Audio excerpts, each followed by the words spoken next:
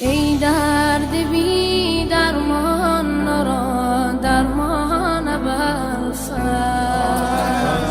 باب الهوای شن و قربان بالفر